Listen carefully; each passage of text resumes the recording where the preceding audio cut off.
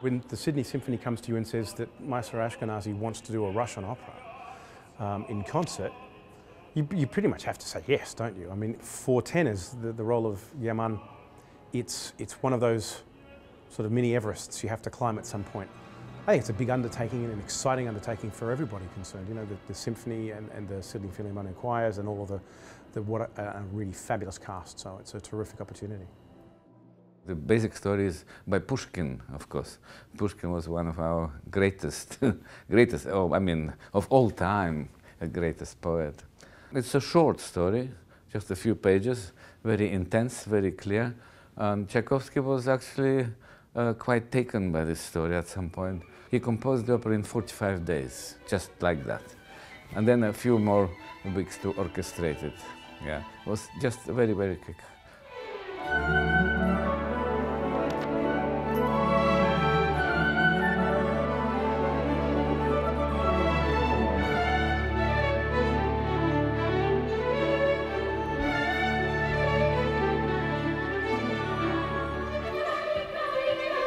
There's a chap called Herman.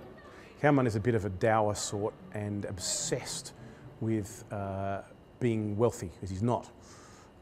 And he has a relationship with Lisa, and Lisa's governess, she is called the Countess.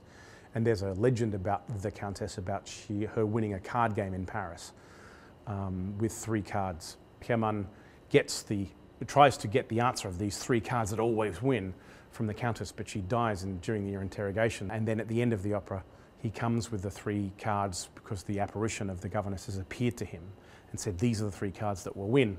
Of course, the 3rd card, when he calls it the ace at the end, doesn't.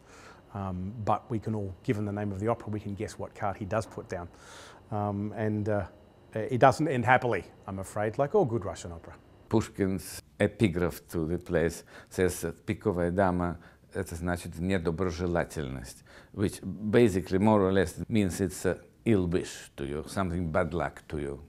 The musical material is, of course, it's a work of a genius. There's no question about it. Basically, it's very good music, incredibly expressive.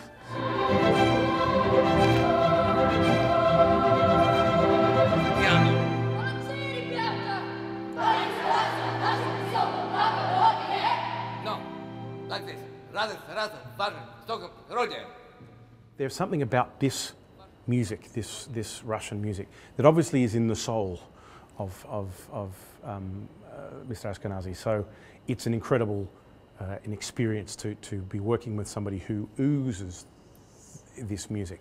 So to be working with not only Mr. Ashkenazy in this culture and in this language, but these wonderful Russian singers in the cast, being able to soak up the way that they bring their entire being to the words and music is really exciting, and it inspires those of us who are not fluent in the language to the next level, to really to buy into that Russian melancholy, that Russian soul as much as they do. And I would urge everyone to beg, borrow, steal, kill somebody if you have to get tickets to this thing. It's an absolutely fabulous musical experience.